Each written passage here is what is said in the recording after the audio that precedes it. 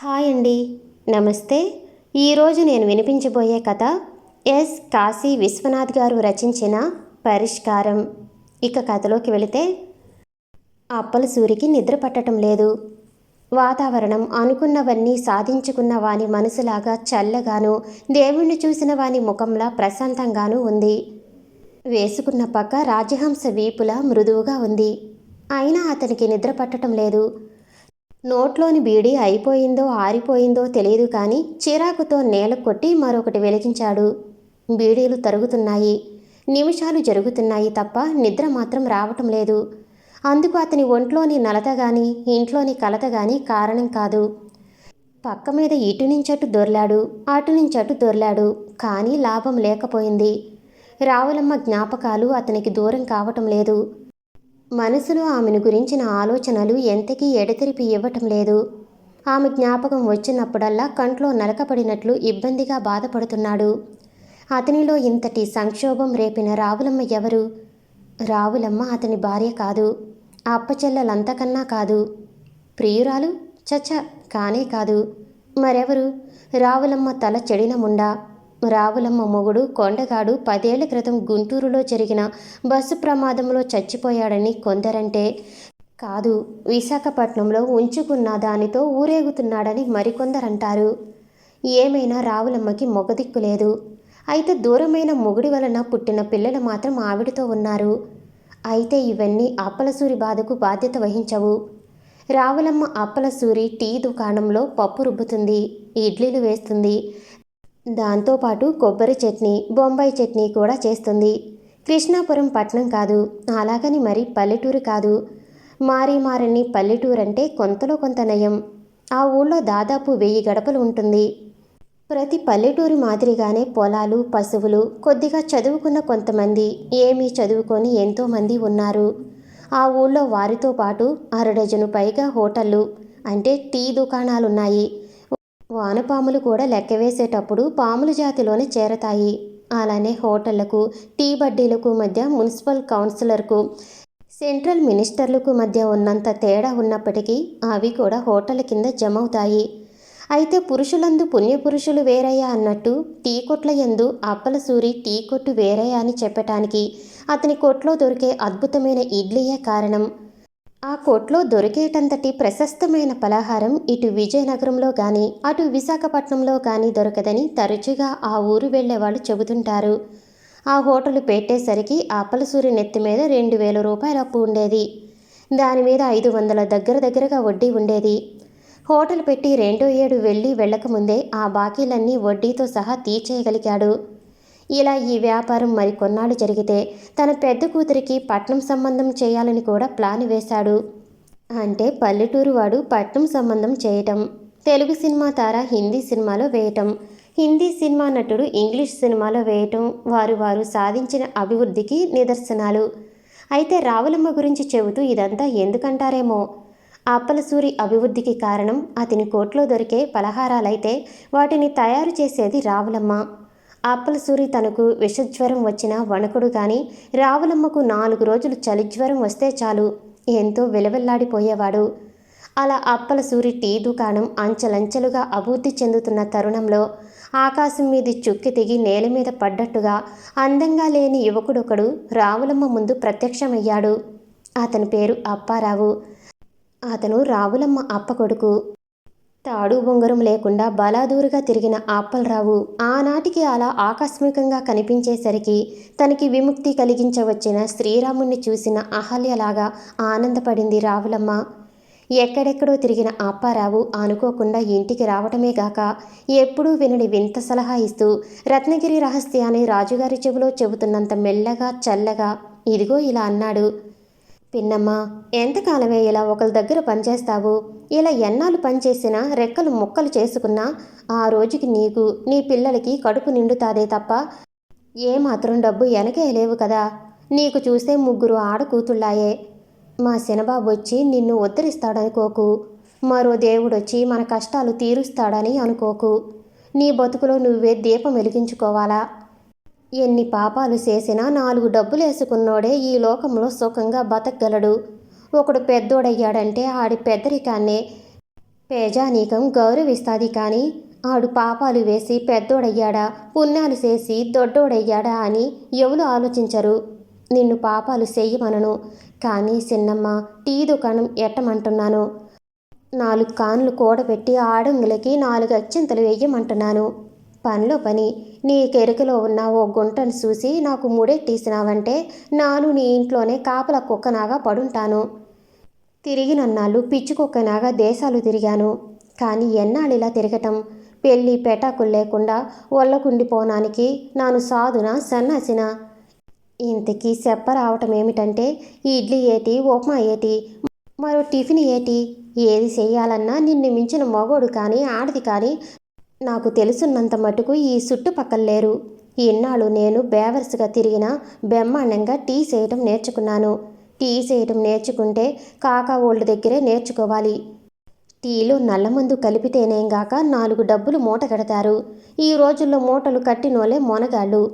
ఆడదాన్ని నాకేటి నా బతుక్కి టీ దుకాణం ఏమిటి? ఎనక్కి నాగకు.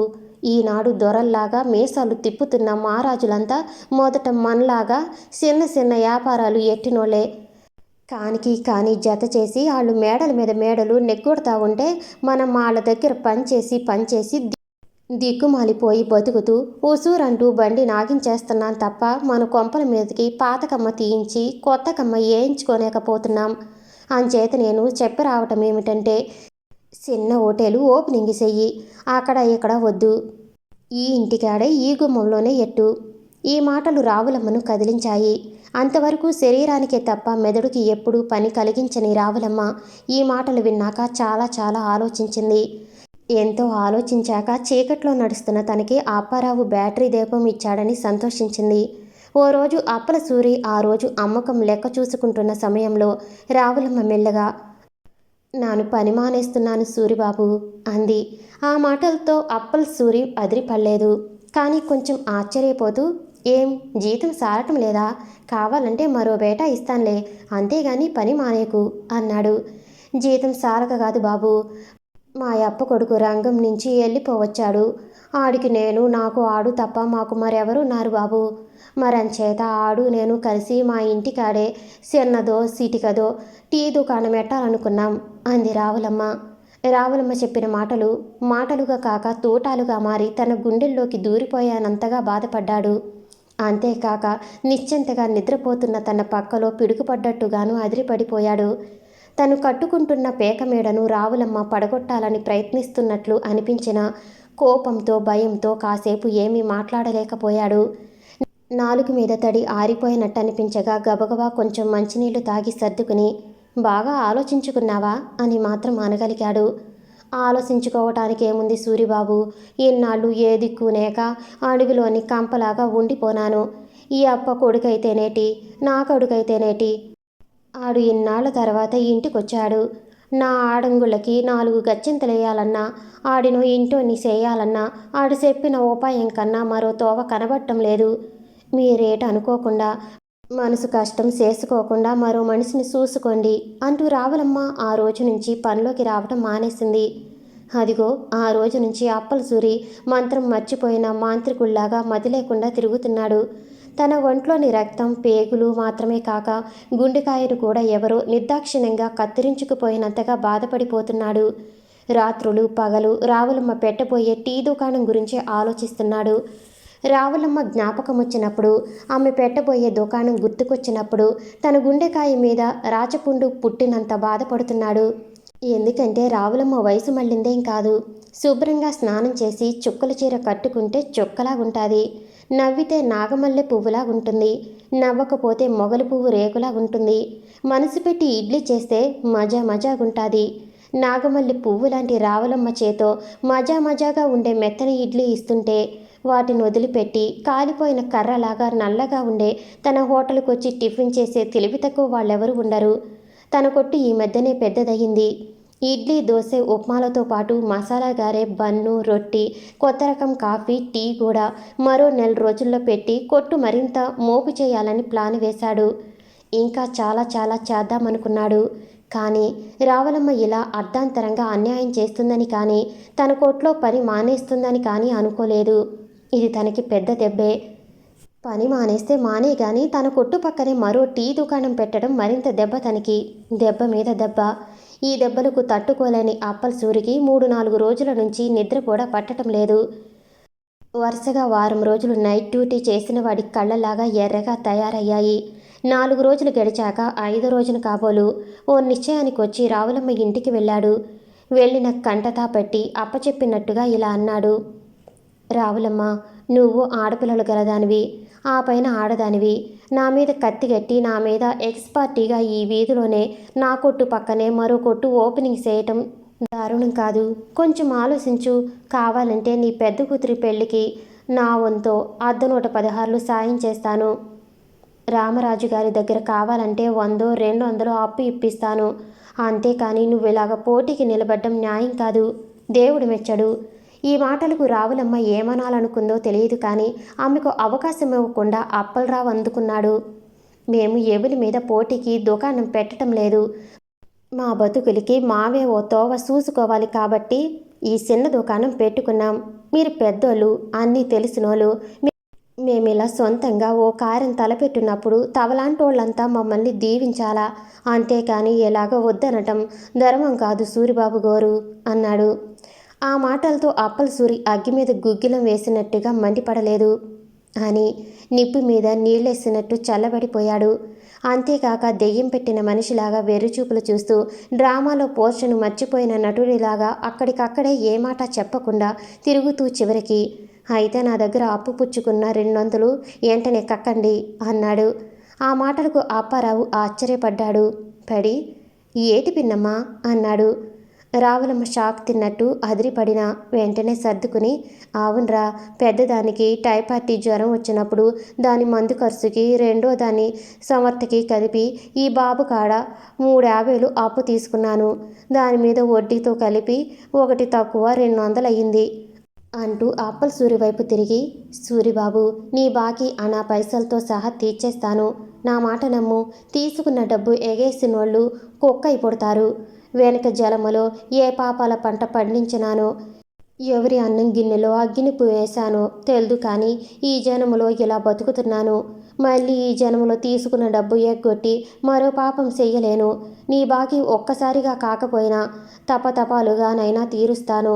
నా మాట నమ్ము. ఈ కొట్టు ఎట్టాక డబ్బు కళ్ళ చూస్తే అది తెచ్చి నీ బాకీ కింద జమ కడతాను. కానీ దానికి కొంత టైం ఇయ్యి అంది దీనంగా. అప్పల సూరి రావులమ్మ ప్రార్థనతో కరగలేదు సరికదా. తడి తగిలిన సిమెంటులాగా మరింత బిగుసుకుపోయాడు. లాభం లేదు. నా బాకీ అంతా 2 రోజుల్లోగా కక్కాలి, లేకపోతే నేనేటి చేస్తాను నాకే తెల్దు అన్నాడు. ఆ మాటలు అప్పలరావుకి పీకల వరకు కోపం తెప్పించాయి. తన పిన్నమ్మ పరిస్థితి అంతా తెలిసి కావాలని దమాయిస్తున్న అప్పల సూరిని అమాంతం నలిమి మింగేయాలన్నంత కోపంతో, ఏటయ్యా సావుకారు బాబు, ఉన్నట్టుండి పాత బాకీ పైసలతో సహా కక్కమంటే మావేటి నీలాగా సావుకోర్లం కావే. అయినా ఇంత అర్ధాంతరంగా తెమ్మంటంటే ఎవరికి మాత్రం సాధ్యం? మేం సొంతంగా దుకాణం పెడుతున్నామన్న ఉక్రోషం కొద్దీ ఇది అడుగుతున్నావు తప్ప మరో కారణం కనబట్టం లేదు. మమ్మల్ని నిలువున ఏలం వేసిన 200 లేవు. కొట్టు ఎట్టాక ఆ డబ్బు కళ్ళ చూస్తే మా కడుపులు కట్టుకునైనా అది తెచ్చి నీ మొహాన కొడతాం. మరి ఎల్లిరా అన్నాడు.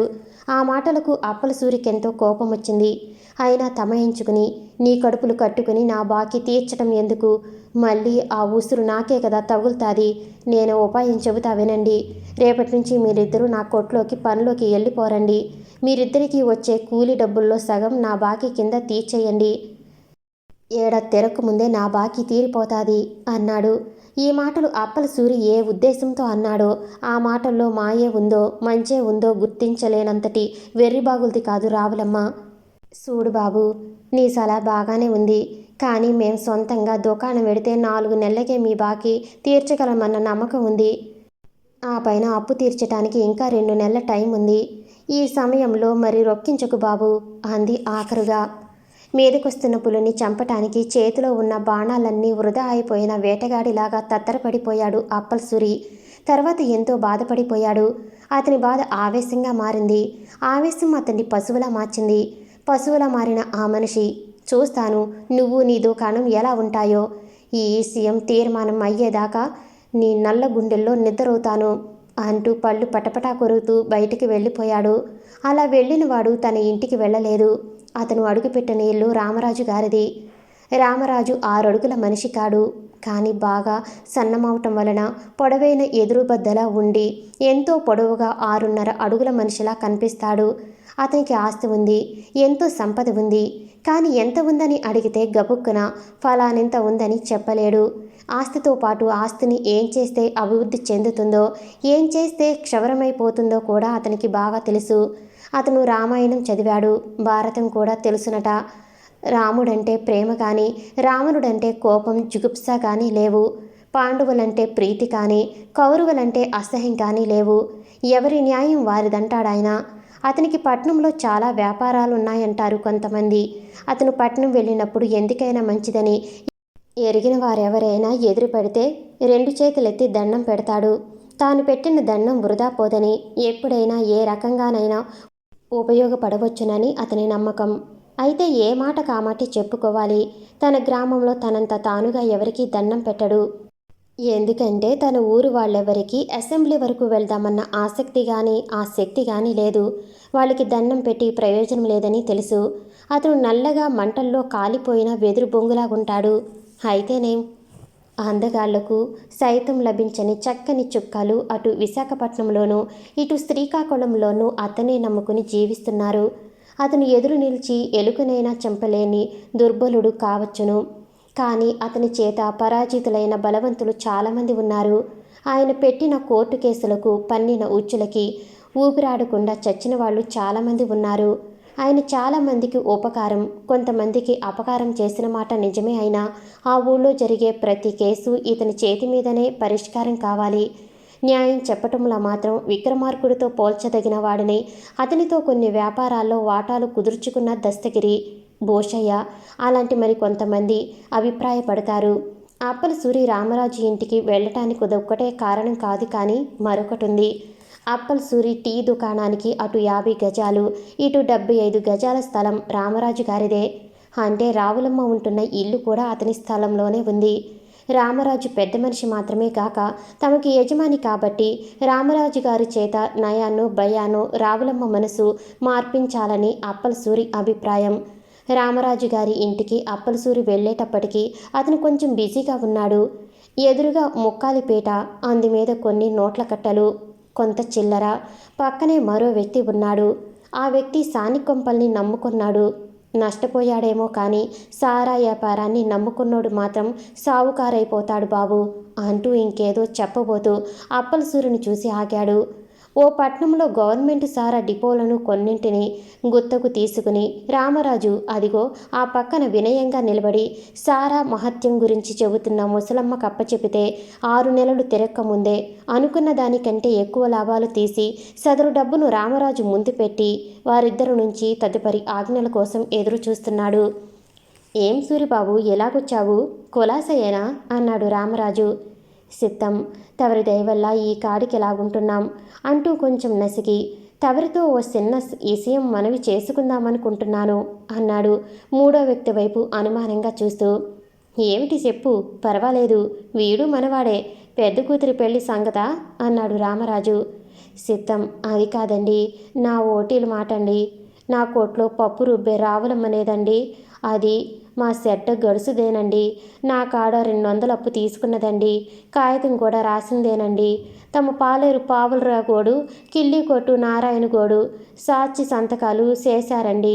నాకిప్పుడు పీకల మీదకొచ్చి చేతిలో డబ్బు అడక నా బాకీ వెంటనే తీర్చమని అడిగితే ఇప్పుడొల్ల కాదు, 6 నెలలు పోయాక కనబడు అందండి.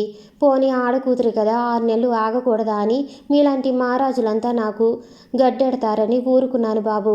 కానీ ఆ గడుసుది ముక్కులోది చెవులోది తీసి తాకట్టు పెట్టి నా మీద ఎక్స్పార్టీగా నా కొట్టు పక్కనే మరో కొట్టు ఓపెనింగ్ చేస్తానన్నదండి.